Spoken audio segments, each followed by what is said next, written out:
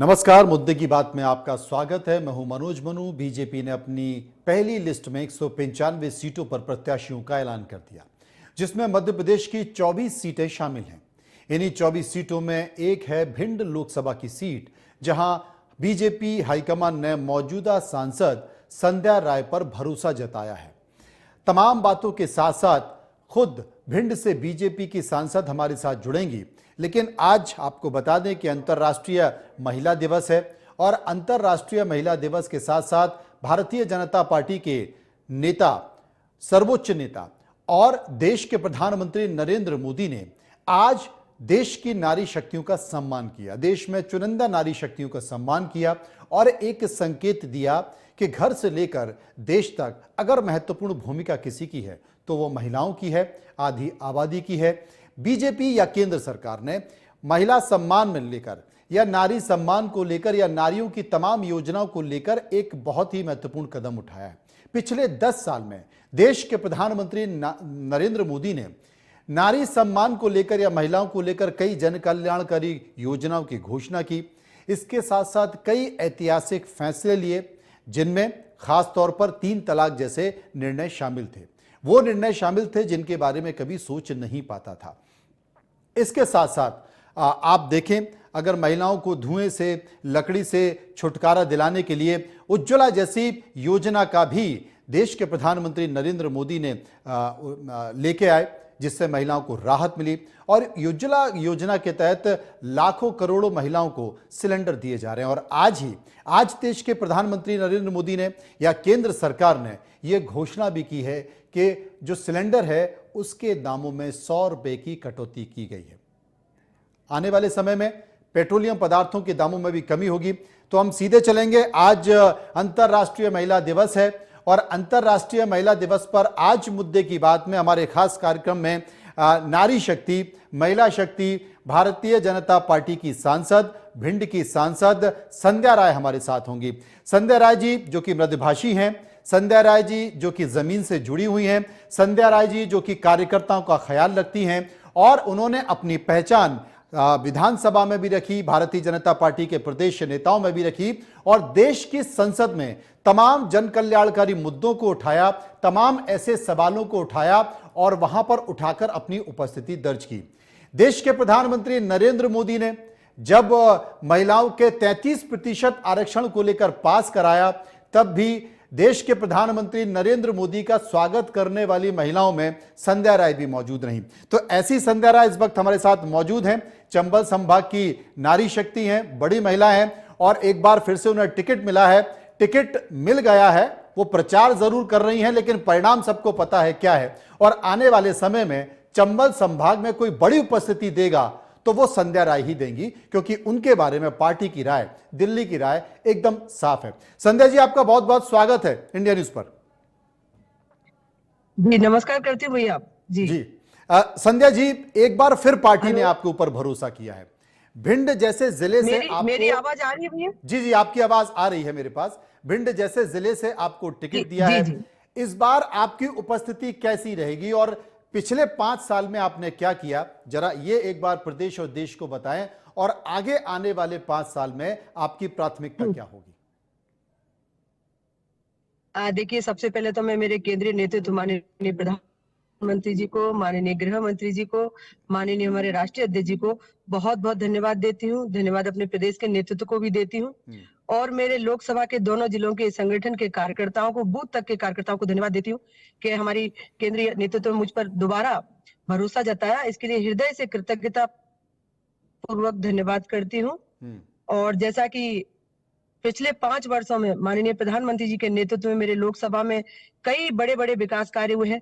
अभी हाल ही में दोनों स्टेशनों को अमृत योजना से जोड़ा गया है। दोनों स्टेशनों पर बहुत अच्छा काम चल रहा है। 8-9 ब्रिज आए हैं मेरे, करोड़ों के ब्रिजों का काम चल रहा है। 5-6 हाईवे भी आए हैं। भिंड इटावा रेल मार्ग, भिंड से इटावा जो अपना 4 लाइन है वो 6 लाइन में परिवर्तन हो गया है, उसका भी डीपीआर का काम चल रहा है। और एक नारी शक्ति वंदन जो माननीय प्रधानमंत्री जी ने हम सबको दिया है, मैं तो पहले से ही सांसद थी, उसके पूर्व विधायक भी रही, लगातार संगठन में काम करती रही। ये भारतीय जनता पार्टी की एक बड़ी बात है कि बहनों को 33% का आरक्षण संगठन में पहले से ही भारतीय जनता पार्टी ने दे रखा है। उसके नाते मैं 19 में लोकसभा की सांसद के रूप में चुनी गई, वो भी भिंड दतिया क्षेत्र से, और पुनः भरोसा जताया है पार्टी ने मेरी ने। बहुत बड़ा आभार पार्टी का और कार्यकर्ताओं का, और निश्चित तौर पर माननीय प्रधानमंत्री जी के नेतृत्व में और हमारे प्रदेश के यशस्वी मुख्यमंत्री जी के नेतृत्व में लगातार पंच से लेकर, एक सरपंच से लेकर पंच से लेकर हमारी संसद तक हमारी मातृ शक्ति जागरूकता के साथ काम कर रही है और कई दायित्वों का आज निर्वहन कर रही है। ये आपने तमाम बातें बताई। संध्या जी, आप एक ऐसी लोकसभा क्षेत्र से आती हैं जहां पर एक तरफ भिंड है, भिंड जो कि बीहड़ों के लिए जाना जाता रहा, डकैत समस्या के लिए जाना जाता रहा, और दूसरी तरफ दतिया भी इसमें आता है। दतिया जो कि मां पीताम्बरा की स्थली है, और शायद देश का कोई व्यक्ति हो जो वहां नहीं जाना चाहता और नहीं गया हो। ये दोनों जिले आपकी इस लोकसभा क्षेत्र में आते हैं। भिंड के बारे में यह कहा जाता है कि अब दस्यु उस तरीके से नहीं है, प्रशासन ने, शासन ने या सामाजिक समीकरण ने वहां से दस्युओं को एक तरह से हटा दिया है, लेकिन रोजगार वहां पर एक बड़ी परेशानी अब भी बनी हुई है। उसको लेकर कोई बड़ा केंद्र का सेंटर, बीएसएफ का सेंटर, सीआरपीएफ का सेंटर, ऐसी कोई योजना आपके दिमाग में है?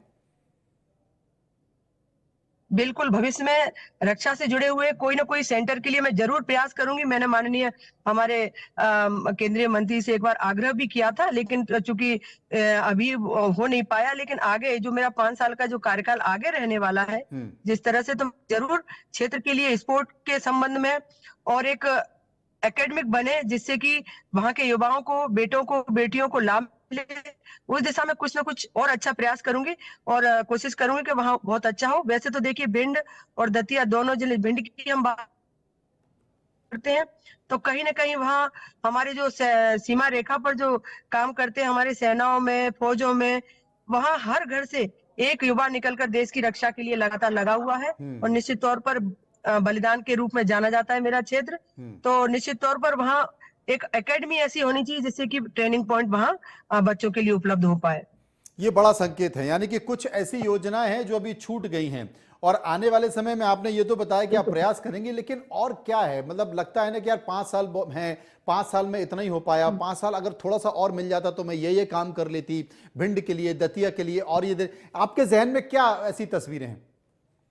नहीं, देखिए, वैसे तो जब मैं 2019 में चुनाव लड़कर क्षेत्र में पहुंची थी, तो चुनाव के समय भी बहुत महत्वपूर्ण 2-3 चीजें थी जो लगभग मुझे लग रहा है, मैं सरकार का धन्यवाद भी करती हूँ, मेरे केंद्रीय नेतृत्व का, कि जैसे मेडिकल कॉलेज का मामला हो, भिंड को सौगात मिली, बहुत जल्द वो जमीन पर उतरेगी। हमारे स्टेशन, बहुत अच्छे सौंदर्यीकरण स्टेशनों का काम भी चल रहा है। और रोडों की बात करें तो गांव गांव तक प्रधानमंत्री रोड से जुड़ा हुआ है। और अगर हम मातृ शक्ति की बात करें तो देखिए, शौचालय तक की चिंता माननीय प्रधानमंत्री जी ने की। करोड़ों बहनों को शौचालय दिया, करोड़ों बहनों को आवास दिया, करोड़ों बहनों को उज्ज्वला देकर उनके सम्मान में जो सम्मान बढ़ाया है बहनों का, तो मातृशक्ति का कहीं ना कहीं बहुत ज्यादा विकास भारतीय जनता पार्टी में किया है। और जिस तरह हम गरीबी रेखा की बात करते हैं, तो 25 करोड़ जनता को गरीबी रेखा से बाहर निकाला है, जिसमें हमारे मध्य प्रदेश में भी 2 करोड़ 30 लाख हमारे गरीब वर्ग को ऊपर उठाकर आज सम्मान से जीने का अधिकार दिया है। 80 करोड़ से ज्यादा जनता को खाद्यान्न दे रही है हमारी केंद्र की सरकार माननीय मोदी जी के नेतृत्व में। और हम लगातार माननीय प्रधानमंत्री जी की जितनी जन कल्याणकारी योजना है उनको नीचे तक उतारने का काम करेंगे, और प्रत्येक घर में ऐसा कोई घर नहीं होगा जहां माननीय प्रधानमंत्री जी की योजनाएं नहीं चल रही है। माननीय प्रधानमंत्री जी ने 4 पिलरों पर योजनाओं को कहा है कि जैसे महिलाओं के लिए, युवाओं के लिए, किसानों के लिए और गरीब वर्ग के लिए, लगातार चारों वर्गों के कल्याण के लिए हमारी सरकारों ने काम किया है। और उसी आधार पर हम, मोदी जी हैं तो मुमकिन है उस दिशा में हम नीचे तक उतर रहे हैं, और जनाधार भी हमको बिल्कुल क्षेत्र की जनता देने वाली है। संध्या जी, आप तो गवा रही हैं संसद में, तब जब 33% आरक्षण पास हुआ। आप गवा रही हैं संसद में तब जब 3 तलाक जैसे मुद्दे निकल कर आए। किसी ने सोचा नहीं था कि इतना बड़ा फैसला भी हो जाएगा और इसका विरोध नहीं हुआ, मुस्लिम महिलाओं ने भी इसका स्वागत किया। आप गवा रही हैं जब उज्ज्वला योजना जैसी स्कीम्स आई जिससे महिला जो गांव में परेशान होती रही, पानी के लिए जो महिला सबसे ज्यादा अगर घरों में कोई परेशान होता है गांव में, दूर दराज के इलाकों में, तो वो महिलाएं ही परेशान होती है क्योंकि पानी उनको लेकर आना पड़ता है। तो नल जल योजना आ रही है, ये तमाम सारी योजनाएं जो महिलाओं के इर्द गिर्द घूमती हैं और देश के प्रधानमंत्री ये चाहते हैं, बार बार ये कहते हैं कि आधी आबादी। आज भी कार्यक्रम में एक महिला ने जब उनके पैर छुए तो उन्होंने कहा कि ये पाप मत करो, महिलाएं हमारे लिए सम्मान का प्रतीक है, उन्हें सम्मान के साथ देखना है। तो देश के प्रधानमंत्री ने जो संकेत दिया है आधी आबादी को लेकर, महिलाओं को लेकर, योजनाओं को लेकर, उनके सशक्तिकरण को लेकर, उसे लेकर क्या मानती हैं? देखिए, जिस तरह संसद में 3 तलाक का जो फैसला लिया उसको खत्म किया, तो मैं समझती हूँ हमारी मुस्लिम बहनों को इतना हर्ष हुआ कि आज उनके सम्मान में माननीय प्रधानमंत्री ने इतना बड़ा कदम उठाया। आज हम जब भी मुस्लिम बहनों से मिलते हैं तो वो कहते हैं हम हमारे ऊपर इतने अत्याचार होते थे, उस अत्याचार से उनको निजात मिली है और आज हमारी मुस्लिम बहनें सभी प्रसन्न है। कहीं ना कहीं हमारी सभी वर्गों की बहनों को इस विषय को लेकर लगातार हम जब बात करते हैं, क्षेत्र में भी जाते हैं और शौचालय से लेकर उज्ज्वला तक घर देने का काम माननीय प्रधानमंत्री जी ने किया है। आज ऐसा कोई क्षेत्र नहीं है जहां हमारी नारी शक्ति उस क्षेत्र में नहीं हो। आज अगर हम कई ऐसे क्षेत्र थे पहले जहां हमारी बेटियां, जहां हमारी महिलाएं काम नहीं कर सकती थी, लेकिन आज माननीय प्रधानमंत्री जी के नेतृत्व में उन क्षेत्रों में भी हमारे प्रधानमंत्री जी ने बहनों को और बेटियों को लगातार आगे बढ़ाते हुए उनको आरक्षण देने का काम किया है। जी संध्या जी, लेकिन चंबल संभाग में एक परेशानी है, ये सभी जिलों में, चाहे वो भिंड हो, मुरैना हो, दतिया हो या तमाम आसपास के इलाके हों, महिलाओं के ऊपर अभी भी अत्याचार हो रहे हैं, बलात्कार की घटनाएं निकल कर आती हैं। जो पुरुष हैं उनका शोषण की शिकार महिला होती है। आज ही भिंड से खबर आई है कि एक महिला को पीटा गया है। इसको लेकर कानून तो है, पुलिस व्यवस्था तो है, लेकिन एक सामाजिक जागृति की भी जरूरत है। उसके लिए कोई ऐसा विशेष प्रयास आप कर पाएंगे? नहीं, देखिए, वैसे तो लगातार हमारी केंद्र की नेतृत्व में और प्रदेश के नेतृत्व में लगातार प्रत्येक जिले में महिला थाना, महिला डेस्क खोली हुई है। लगातार हमारी बहनों की जो समस्याएं आती हैं वहां निराकरण होता है। और देखिए, पहले की अपेक्षा अभी अगर बात करें तो हमारी महिला प्रतिनिधित्व बहुत ज्यादा है। तो मुझे लगता है जो घटनाएं हैं कहीं ना कहीं उनको न्याय भी मिलता है। ऐसा नहीं है कि उनमें सुधार नहीं हुआ, लेकिन आगे और सुधार की आवश्यकता है। तो निश्चित तौर पर जितनी हमारी मात शक्ति निकल कर आएगी तो कहीं ना कहीं इन चीजों में भी कमी आएगी। और लगातार हमारी सरकार है डबल इंजन की, जी जी जी, डबल इंजन की सरकार के बारे में आप इस तरफ हमारी बहनों के लिए लगातार नियम बना रहे हैं। जी, डबल इंजन की सरकार के बारे में आप कुछ बोल रही हैं?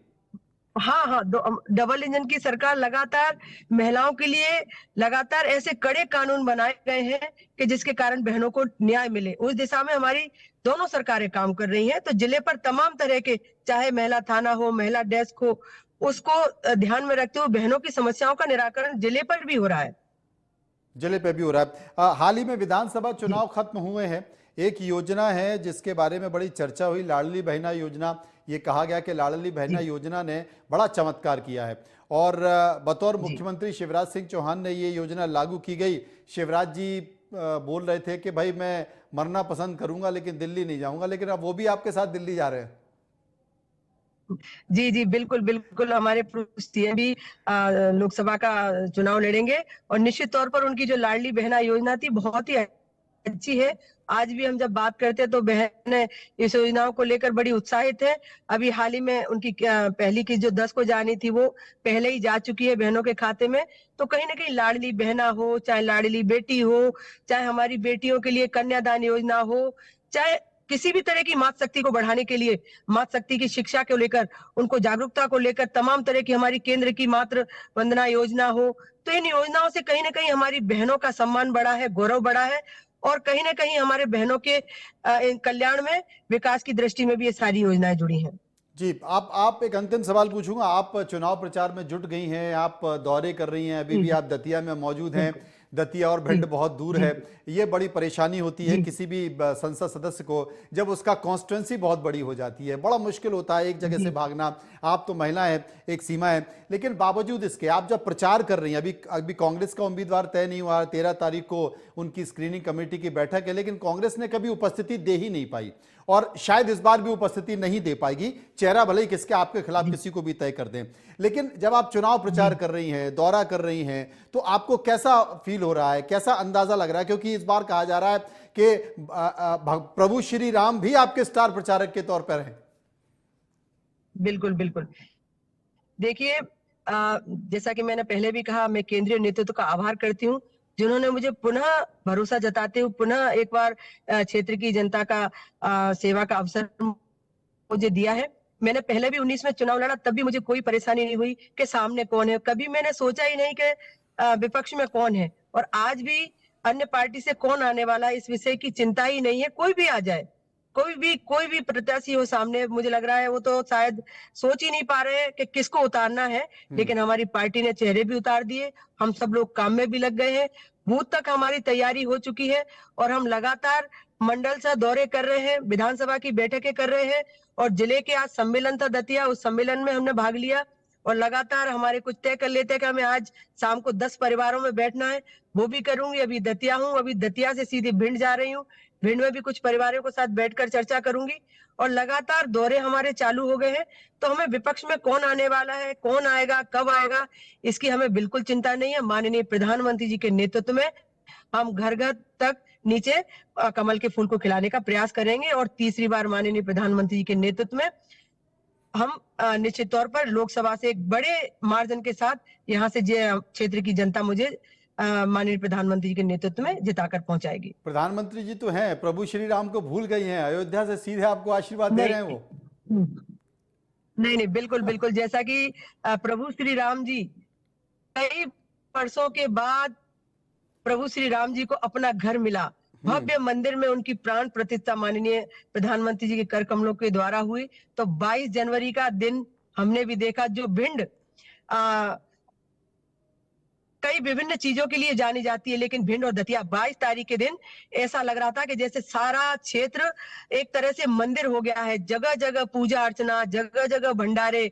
तो कहीं ना कहीं हमें प्रभु श्री राम जी का जो बहुत अच्छा आशीर्वाद मिलने वाला है वो तो है ही, और बहुत सारे मंदिर, जैसे अभी कल दतिया प्रसाद योजना के अंतर्गत माननीय प्रधानमंत्री ने यहाँ भी करोड़ों की सौगात दी है। लगातार चाहे कोई भी हमारा मंदिर हो, तीर्थ स्थल हो, उसको लोक बनाने के लिए लगातार हमारी सरकार काम कर रही है। तो एक वातावरण बहुत राममय बना हुआ है। तो कहीं ना कहीं हमें लगता है कि प्रभु श्री राम जी की तो कृपा हमारे ऊपर है ही, क्षेत्र पे है, पूरे देश पर है। पूरी कृपा प्रभु श्री राम की आपके ऊपर है। और संध्या जी, आप 2024 का चुनाव जीत के आई है, दिल्ली आपका इंतजार कर रही है और इस बार 2024 आपके लिए बहुत महत्वपूर्ण रहने वाला है। चंबल संभाग के लिए बहुत महत्वपूर्ण रहने वाला है, क्योंकि ये नरेंद्र मोदी की बीजेपी है, यहाँ सब कुछ तय हो चुका होता है और इस बार नारी शक्ति को बहुत महत्वपूर्ण स्थान मिलने वाला है। अभी से आपको ढेर सारी शुभकामनाएं और बधाई। जी, धन्यवाद भैया, बहुत बहुत धन्यवाद जी। तो संध्या राय जी हमारे साथ मौजूद थी, जिन्होंने हमसे बात की। उन्होंने बताया कि किस इलाके के लिए कितना विकास के लिए काम करने वाली हैं। फिलहाल मुद्दे की बात में इतना ही, बाकी खबरों के लिए आप चलते रहिए इंडिया न्यूज के साथ। नमस्कार।